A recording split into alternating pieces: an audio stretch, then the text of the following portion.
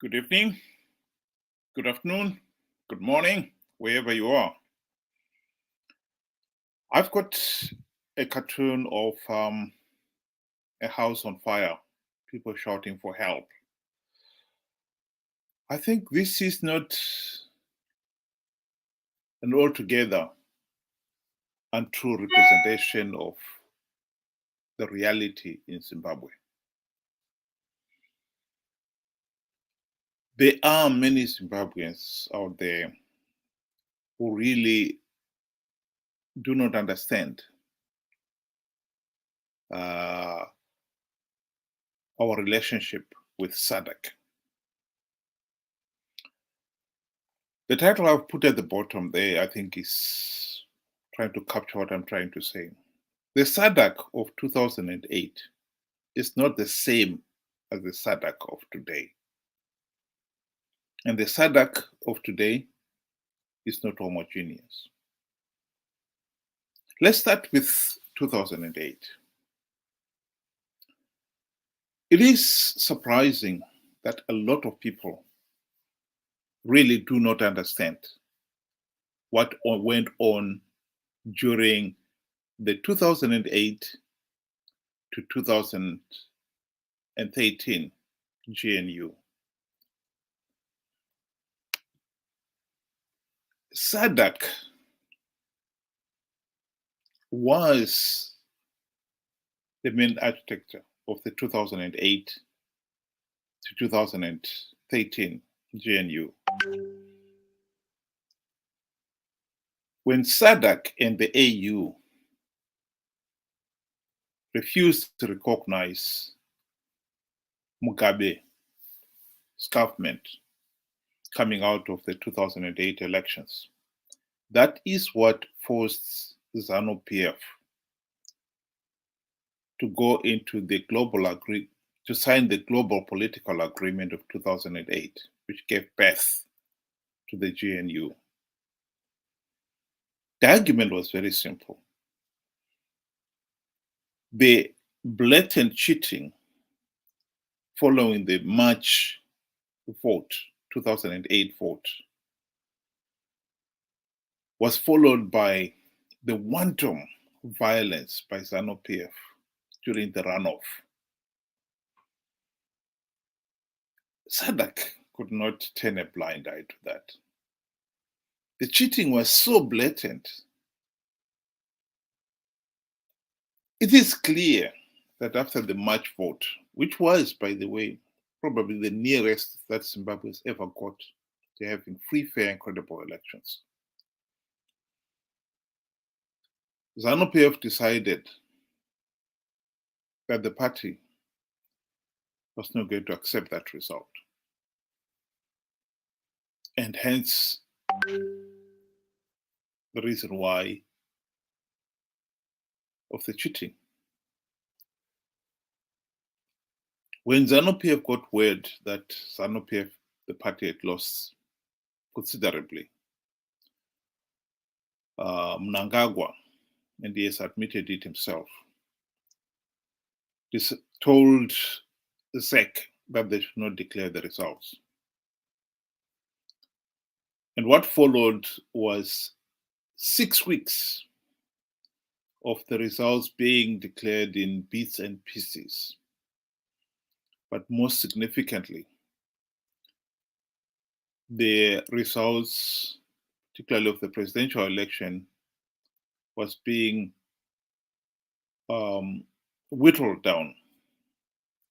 According to Mugabe's own Freudian admission, Morgan Tsvangirai had won 73% of the vote.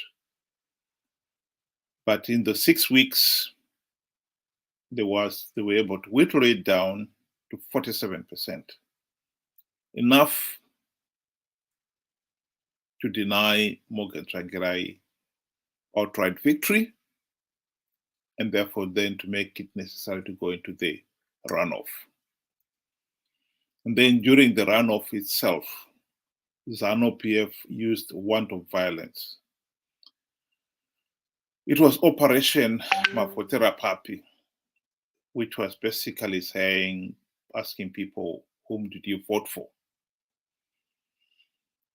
And of course, it was a rhetorical question because Zanu PF knew who the people had voted for in the March vote.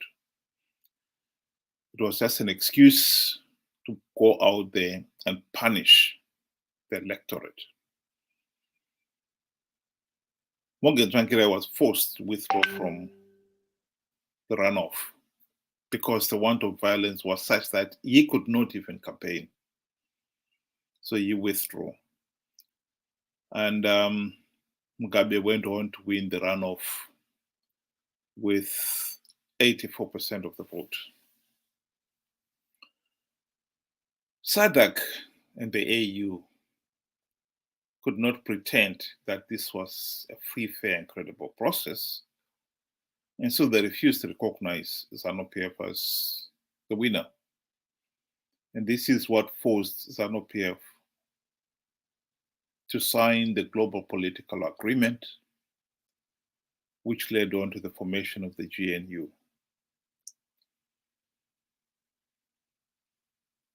The primary purpose of the GNU was to implement the democratic reforms so that the blatant cheating and the want of violence of 2008 would never be repeated. That was the primary purpose. Yes, reviving the economy, making sure that children go to school, hospitals are open, and so forth, and the other basic services are important. Nobody's denying that. But the primary purpose was to make sure that Zimbabwe implemented the reforms so that we cured ourselves of this case of rigged elections.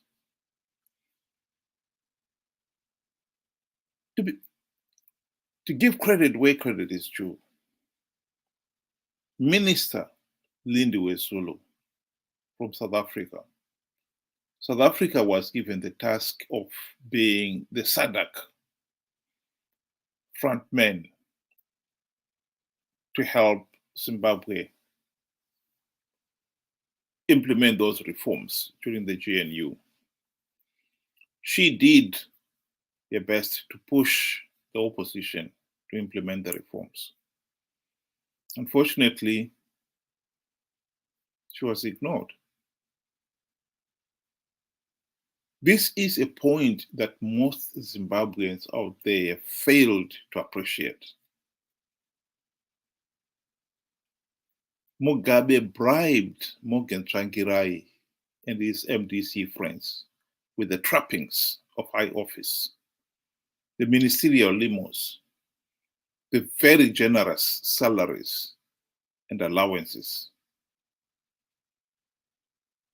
And for Morgan Tsvangirai himself, the US $4 million mansion in Highlands, etc., etc.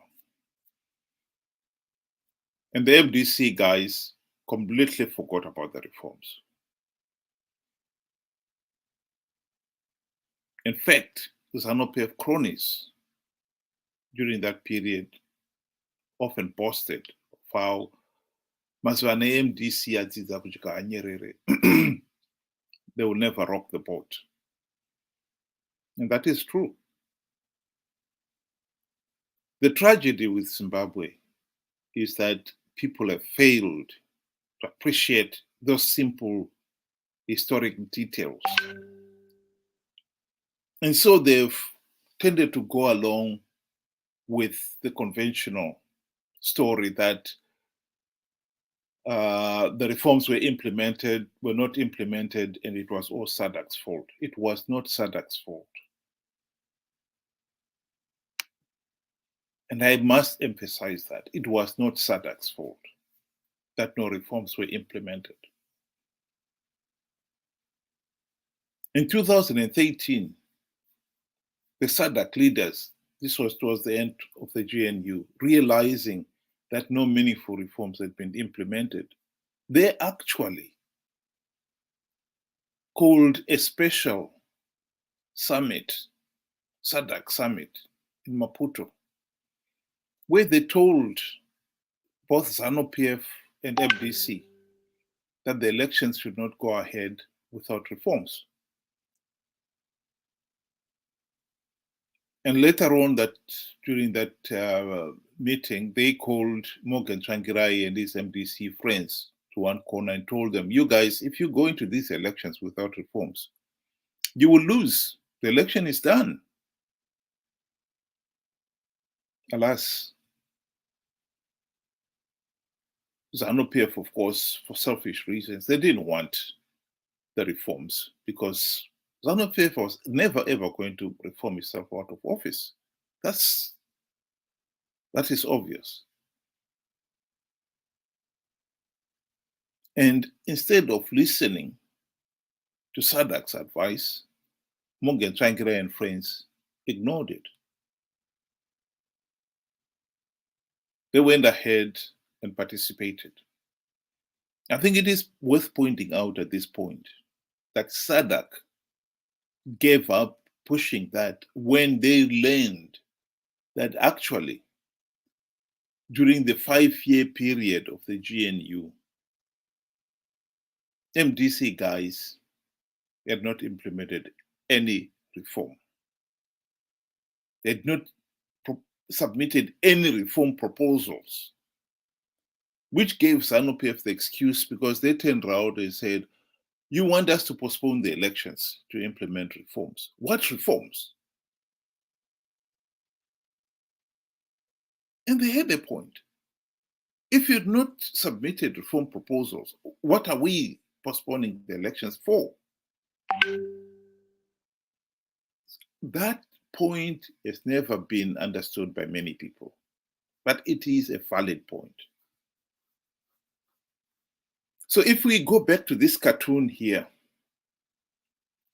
during the 2008 to 2013 GNU, this cartoon's portrayal of the SADC gentleman as the guy on whom Zanu PF, as portrayed by the gentleman with the trademark Mnangagwa scarf, as the villain, is a complete misrepresentation of the reality.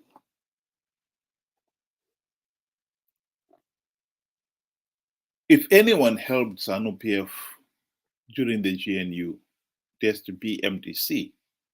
They failed to implement even one meaningful reform, not even one. And to be quite honest, SADC felt helpless at that point. And when they warned Tsvangirai and company not to participate in the 2013 election and they were ignored, I think at that point, SADC washed their hands and decided, okay, whoever has declared the winner will accept it. And of course, Zanu PF blatantly rigged the 2013 election and also went on to rig the 2018 election. And SADC rubber stamped it. It is important to emphasize that MDC leaders themselves also accepted that participating in the 2013 and then 2018 elections were actually misguided. This is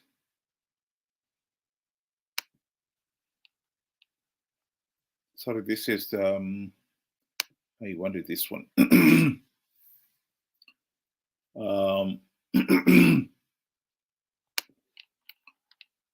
This is a statement in David Coulthard's book. In his book, he was now admitting with the 2013 election, the process itself was so flawed and so illegal that the logical step was to withdraw. But they did not withdraw. Because I'm sure Coulter tried to talk his MDCT and MDCN friends not to participate in these elections. But of course, they would not listen. And when he realized that, he decided he was going to do the same thing as well and participate.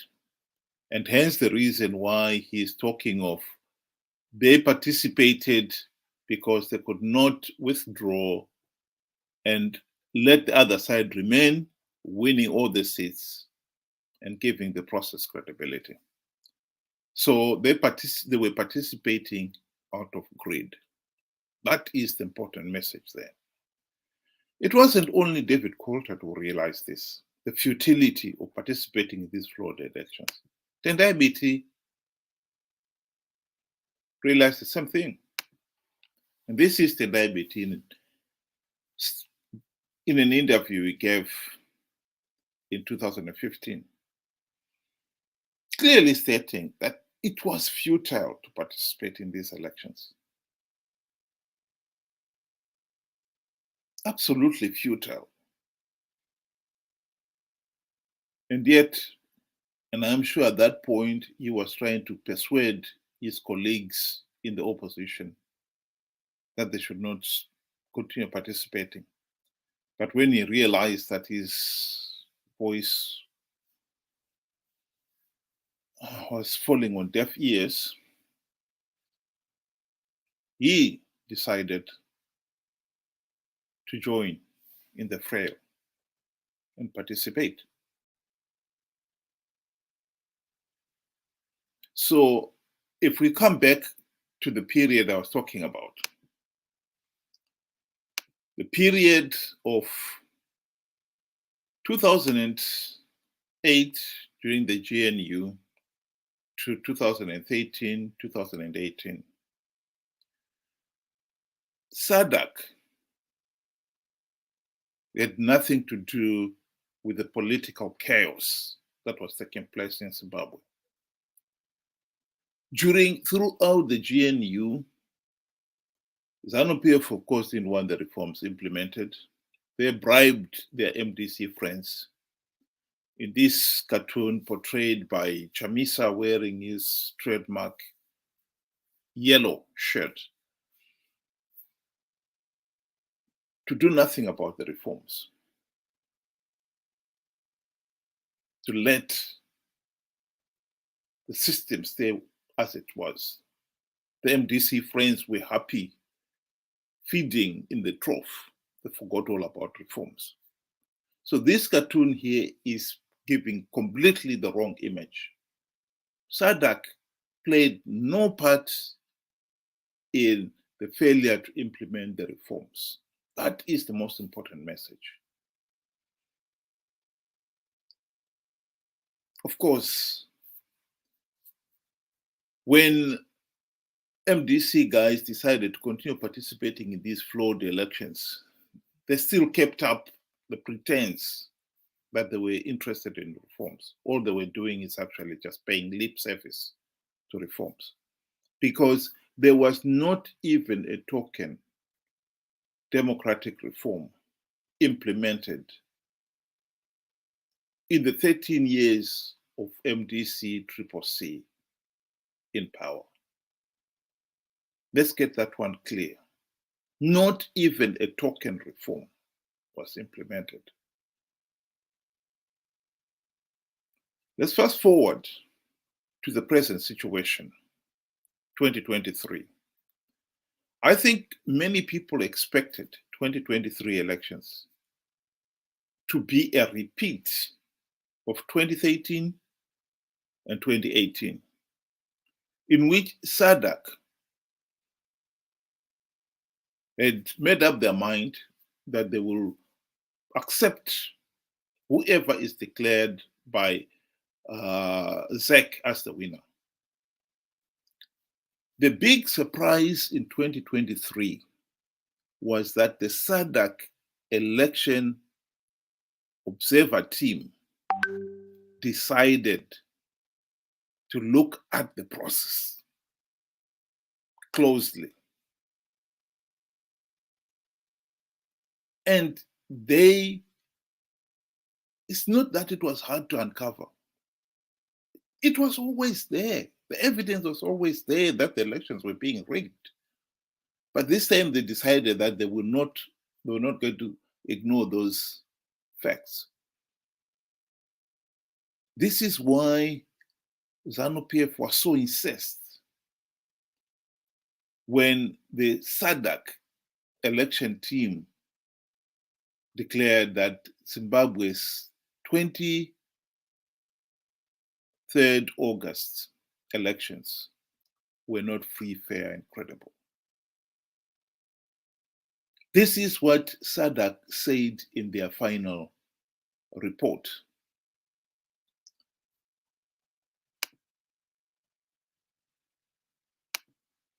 This is the most important part of that conclusion. Their conclusion was that the election process of the harmonized elections in Zimbabwe fell short of the requirements of Zimbabwe's own constitution, Zimbabwe's own electoral act, SADC's principles and guidelines governing democratic elections. It couldn't have been more damning than that. If it failed to meet all those, how can it still deliver a legitimate result? It's impossible. Let's be honest here. C, Chamisa and his friends had participated in 2023 election, knowing fully well that the process is flawed.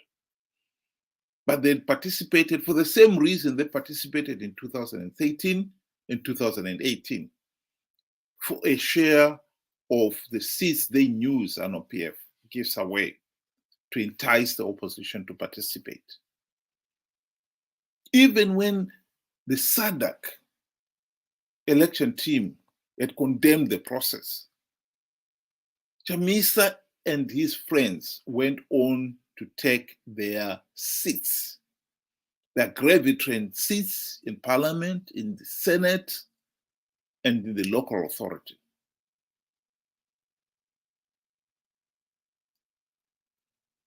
So if we go back to the cartoon here,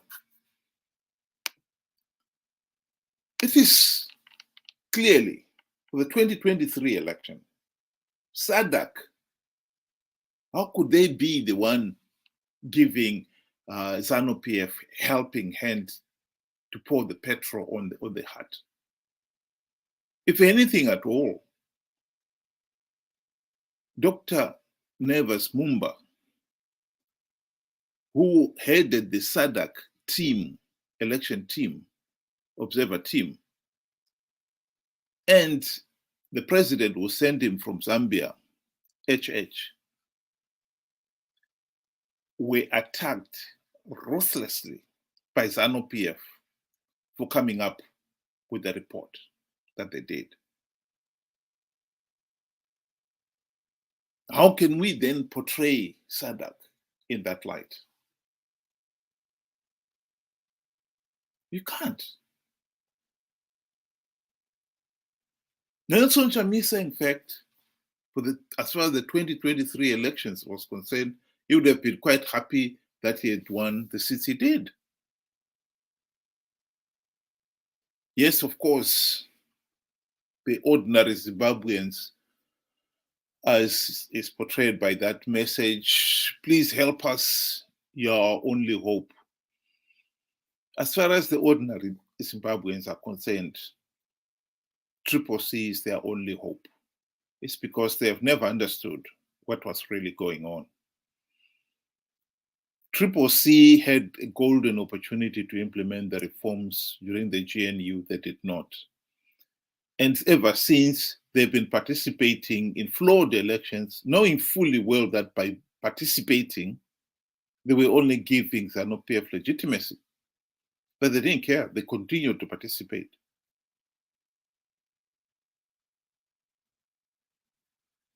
So in this particular case, there is a lot of ignorance involved here. And I think it is important to understand that this cartoon was in the Zimbabwe Daily, which is supposed to be an independent paper. And it is inconceivable that after all these years, they still do not know the details of what SADC is all about. And they continue to misrepresent the facts and brainwash the ordinary people. Many ordinary Zimbabweans, yes, they still believe that Triple C is their only hope, when in reality, the opposition, MDC/Triple C, are the ones who have betrayed the people. They had the golden opportunity to implement the reforms, they failed to do so. And hence, the reason the country is in this mess. In the 2023 election, the real true hero is SADC, or more specifically, SADC Election Observer Team. They decided that they were not going to pretend that everything is fine, but report of the situation on the ground. And for that, Dr. Mumba has definitely found himself being demonized by Zanu PF and its operators. And President HH Hichilema of Zambia, they found themselves in equally hot soup. As things are, the final report of the SADC Election Observer Team was released last week. SADC heads of state have yet to meet and decide on that report. This is why I was saying here that the SADC of today is not homogeneous. There are some SADC leaders, like President Hichilema, who I think if they were left, they were to cast the deciding vote, they would uphold the SADC election report, damning the process that went on in August. But there are others, like President Cyril Ramaphosa of South Africa, who in November declared that South Africa would not accept regime change in Zimbabwe. He knew that Zanu PF was in the habit of rigging the elections. And the message he was sending there is that even if Zanu PF rigged the elections, ANC would rubber stamp the result to make sure that Zanu PF remains in power. Even now, with the blatant vote rigging that has taken place, which SADC's own observer team have picked up, and by the way, they're not the only one. The AU election observers also picked up on the same thing. But even then, if it was left to Cyril Ramaphosa, he will ignore that report and grant Zanu PF political legitimacy so that there is no regime change in Zimbabwe. So if we go back to this cartoon here, there are two SADCs. The SADC that is helping Zanu PF stay in power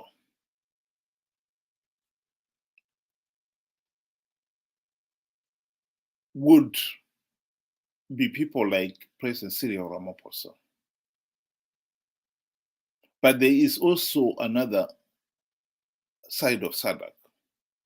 And those are the ones who are saying, we are not going to help Zanu PF stay in power. They rigged the elections.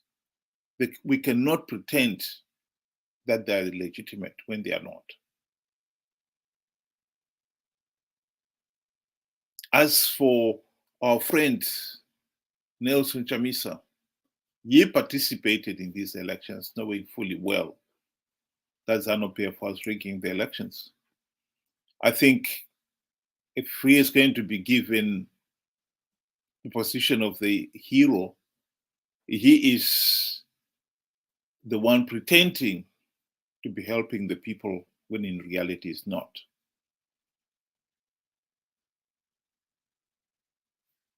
Left to his own devices, Chamisa would want SADC to endorse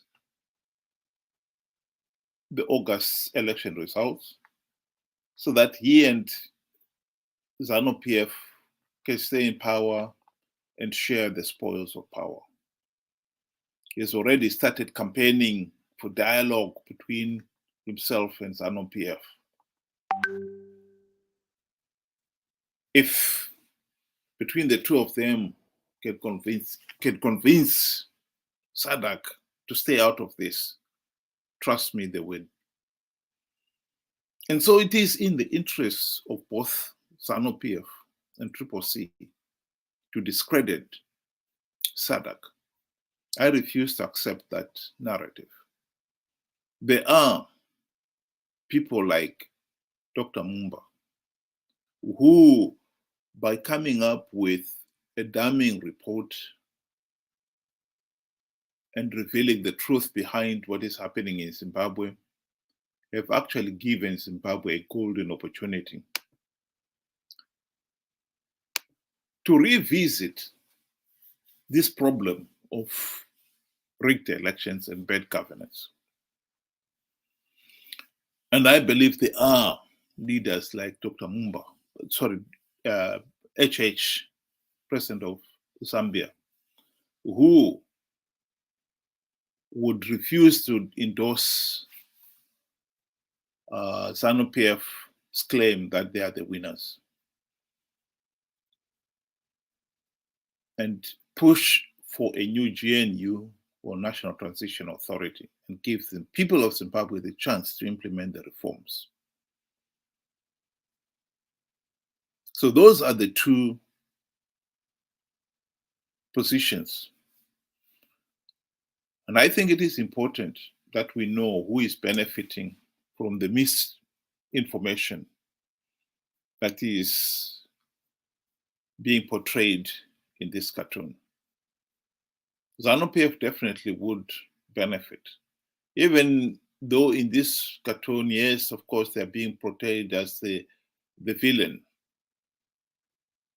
If Chamisa and CCC are given the opportunity to be in the GNU or National Transition Authority, Zanu PF know there is no way CCC can be in the National Transition Authority and Zanu PF being left out.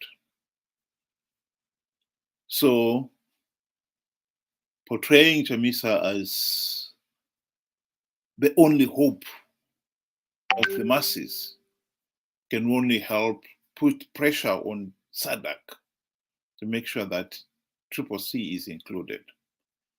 And by default, they will be included too. That is not the solution we really want. The solution we really want is to accept that Zanu PF and MDC/CCC are the ones who got us into this mess. If they had implemented the democratic reforms when they had the golden chance to do so, Zimbabwe would be a different place now. We would have started having free, fair, and credible election in 2013 at the very latest.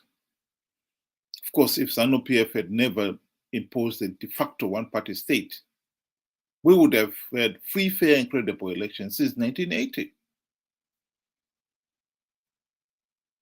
That is the reality that we are facing. And that is the reality that we have got to realize. And as far as I'm concerned, at the present moment, the most important thing to remember here is that the SADC Election Observer Team report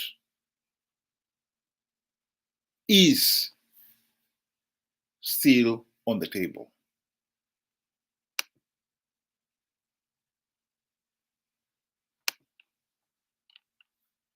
The final report was produced last week. SADC leaders have yet to meet and give their reaction. They may, nobody's disputing that, they may decide to ignore the report altogether and grant Zanu PF legitimacy. Like I said, SADC is not a homogeneous body. There are some SADC leaders who would want to do that. President Cyril Ramaphosa of South Africa, for one. But I think there are also some SADC leaders who would not want to sweep the problem under the carpet and would want to hold Zanu PF to account. They rigged the election. They should not be given, allowed to walk away scot-free. That is the SADC that is playing the heroic role in Zimbabwe. And this cartoon, what it is portraying is, I think, if we're going to read it properly, is to have SADC and then in brackets CM, Cyril Ramaphosa. And as for our friend Chamisa, I think he's just doing what he has always done, pretend to be helping the people when in reality he's not. Chamisa is never going to implement any meaningful reforms. And that is the reality that most people in Zimbabwe must realize. With that, I would like to turn to some comments here. I've got a comment here from Simba. That's the problem we have as people. We should put our act together and make things right. Well, I totally agree with you. And I think our failure to understand what happened during the GNU, even now with the benefit of hindsight, is one of the most disappointing things about Zimbabwe. And I think we are paying dearly for that mistake. There is absolutely no excuse why so many Zimbabweans still have no clue what happened during the GNU. And yet here we are with the possibility of another GNU. In fact, if anything at all, this is one of the reasons why I'm saying that those SADC leaders who want to keep Zanu PF in power will have the upper hand. Because when you turn around and say, well, okay, even if we deny Zanu PF political legitimacy, who are we going to put in his place? And the answer is, at the present moment, with all this confusion, if we don't even understand what the last GNU was about, what chance is there that even if we're to have a GNU or a National Transition Authority, things will be any different? I totally agree with. I think we need to put have our own house in order. Got another comment here from Amos. You keep on repeating the same old song. as if you do not know what Zanu PF is capable of. SADC leaders are wise to Zanu PF. Well, like I said, there are two distinct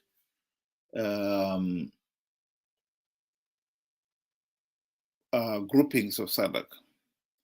SADC at the present moment is not homogeneous. I accept that.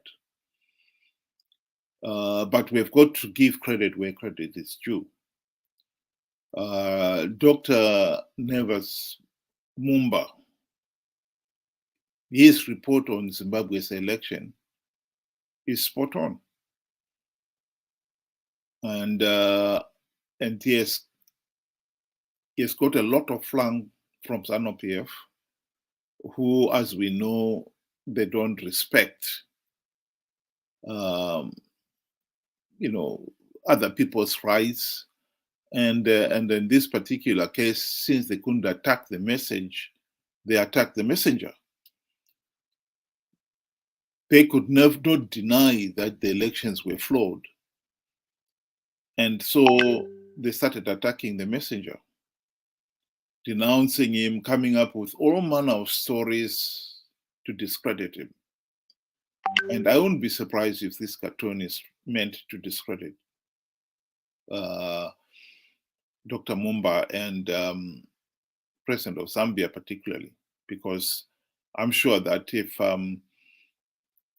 HH was to make a decision on his own, there's no way he will allow the SADC report to be swept under the carpet. And therefore, then Zanu PF knows that they'll be in trouble.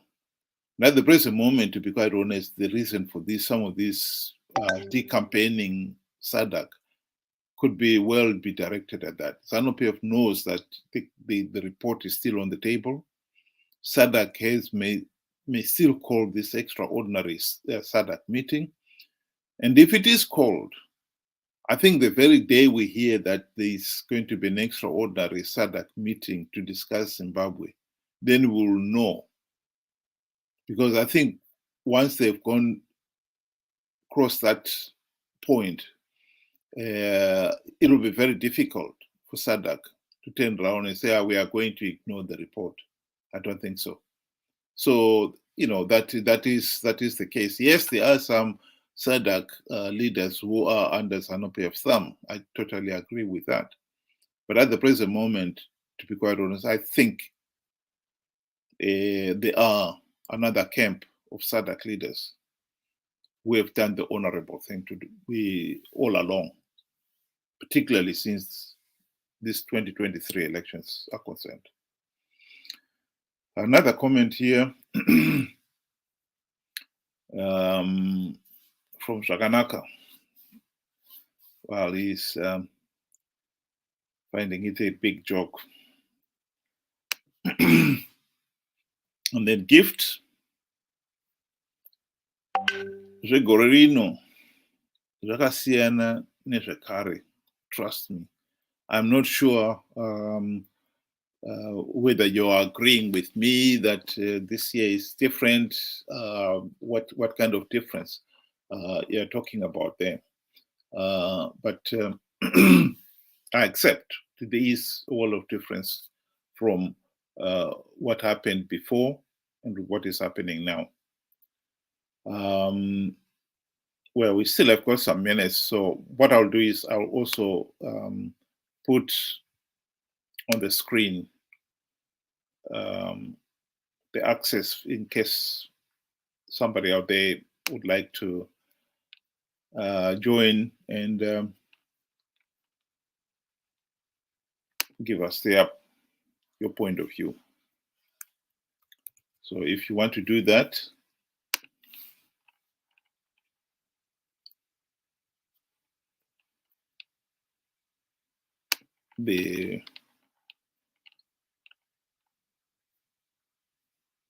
that is the code you need to use to call in, and you can give your comments live.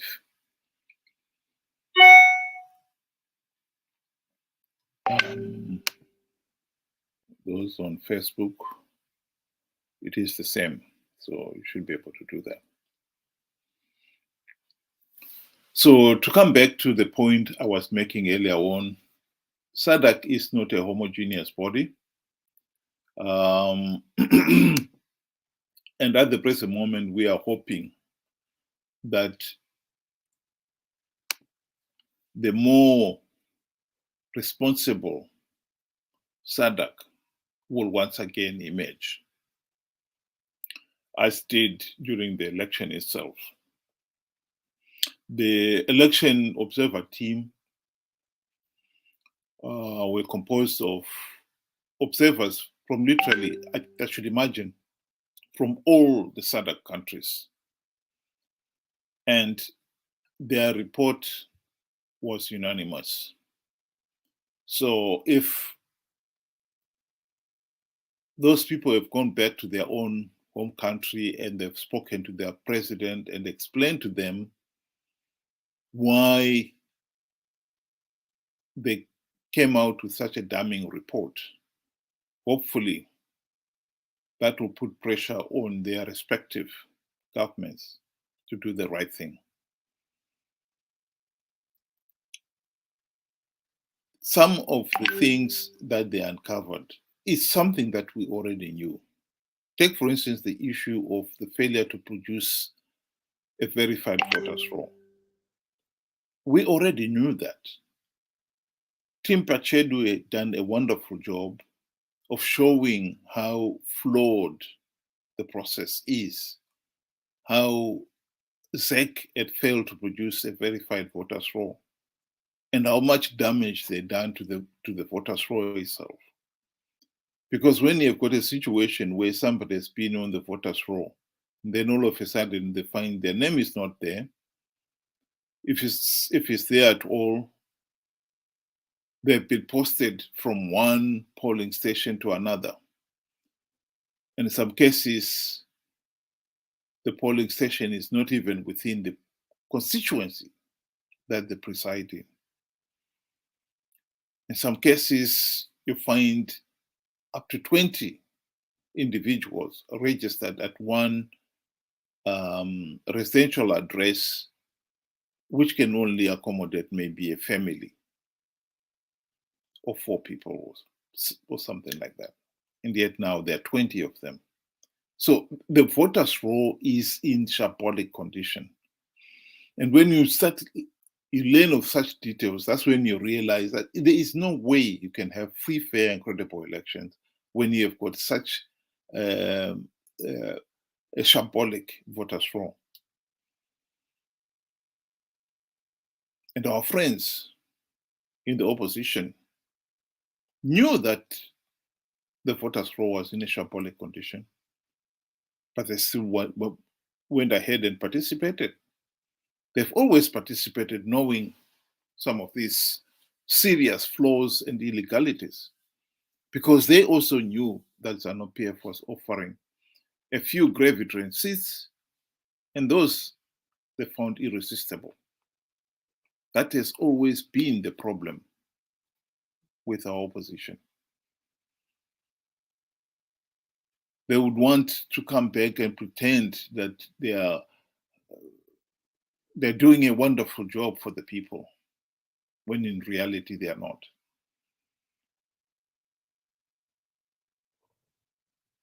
Chamisa himself was the one who was telling people he had plugged all the holes, vote rigging holes, loopholes, before these elections. And yet we know he had not done any such thing. If you are going into an election with a voters' roll that is in such a shambolic condition, how can you say you've plugged the vote rigging holes? And yet he said that. Before that, in 2018, he said exactly a similar thing. MDC Alliance has stringent measures to stop Zanu PF rigging the elections, he said. And we all know, of course, that Zanu PF went on to blatantly rig those elections. So it becomes a totally meaningless joke to keep people's hopes high that Triple C is going to win big. And then after the election, admit that the process was flawed. And yet we'll take those seats, those few seats that we have won. So their participation has always been to give credibility to the process and in return be rewarded with a few seats.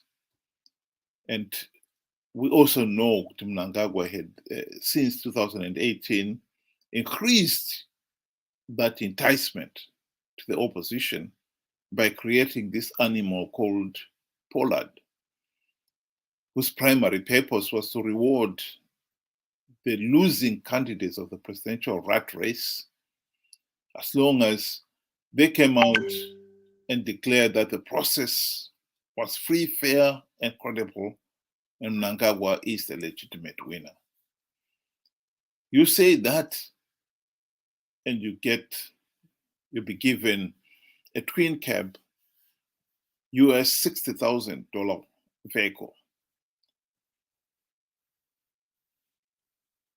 I think this year there would have been a whole lot more candidates in the presidential race, all queuing for their twin cab $60,000 new vehicle. And so Mnangagwa had to come up with a way of limiting the number. And I think that's where the nomination fee, $20,000 nomination fee for the presidential candidates came in. Still, he was able to attract 11 contestants, including himself. But I think if it was not for that steep price, I think we would have had a hell lot more people participating. Who doesn't want a $60,000 twin cab vehicle? Even now, with the $20,000, it's still a good investment. You spend $20,000 and you get $60,000 worth of vehicle. That's pretty good investment, that I would say. Let's just look at one other comment. Okay, this is from Kyle. Kyle says, to those who will listen, this time it's very wise to shun this Zanu PF sinking ship. The time is now, and it will never end. And it will never end well to all who are benefiting from this blood-haunted cult. Well, this comment will remain a reminder. SADC or no SADC, it's not too late. It's too late for tricks.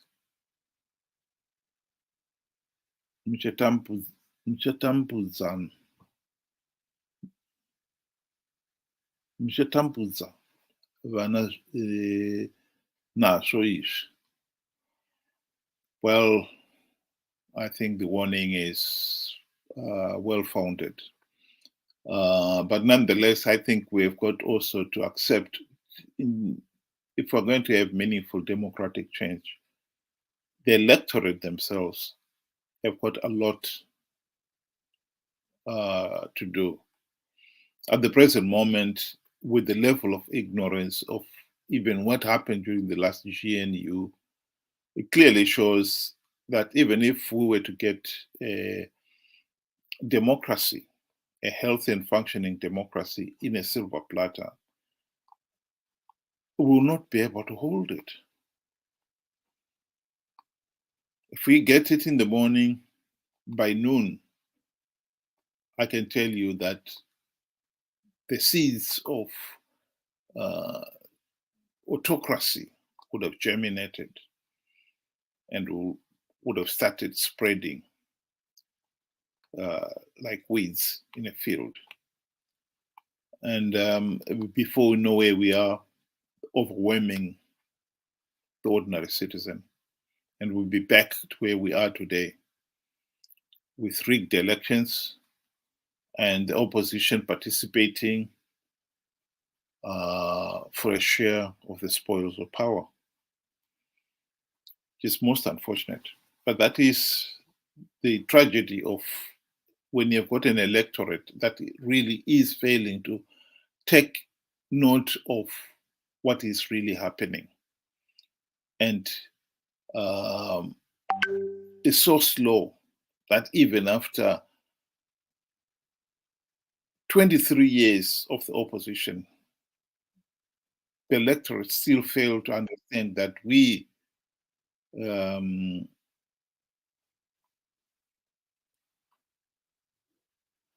had the opportunity to implement the reforms and failed to do so.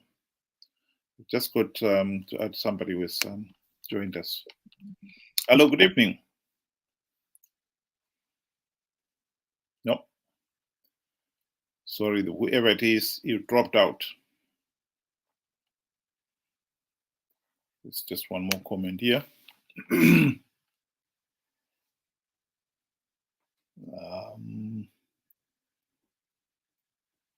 Itaimega isu atina zvinotidzivirira. I'm not sure who you are referring to.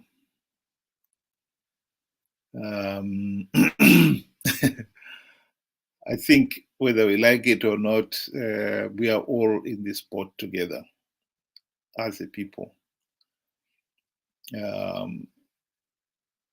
One way or the other, even those who have managed to leave the country and are living outside the country, for most of us, we still have relatives back in Zimbabwe. And even if we don't, many of us probably would wish to be able to go back to Zimbabwe someday. And there's nothing wrong with that.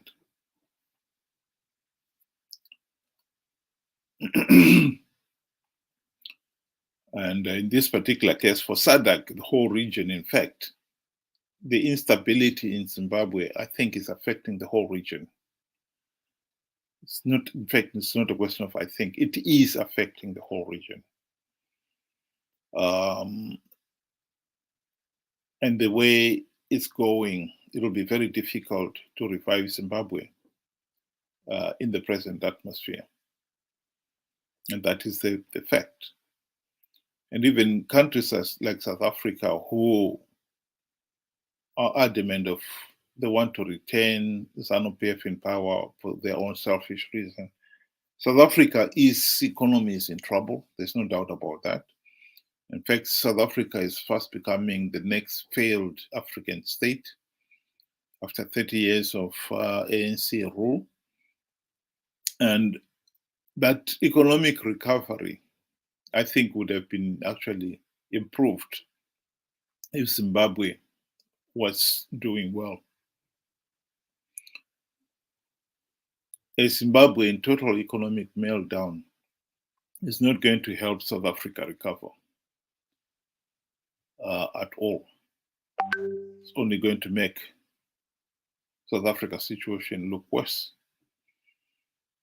But so is the short-sightedness of our ANC friends, that they actually think otherwise.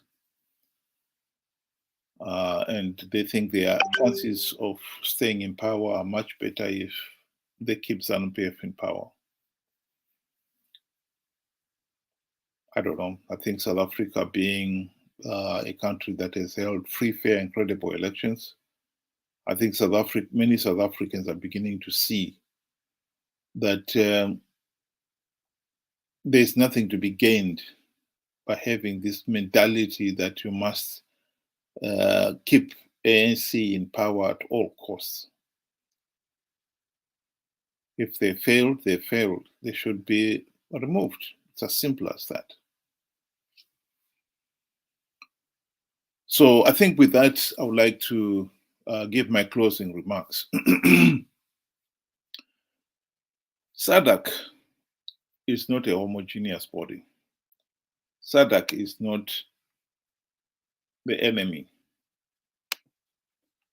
At least not all SADC leaders are helping Zanu PF stay in power. There are some who are fighting to do that.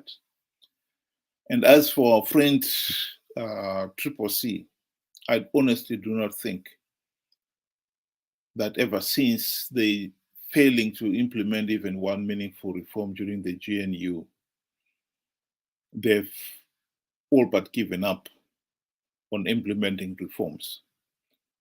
All they've been doing is participating in the elections to give Zanu PF credibility for their share of the spoils of power.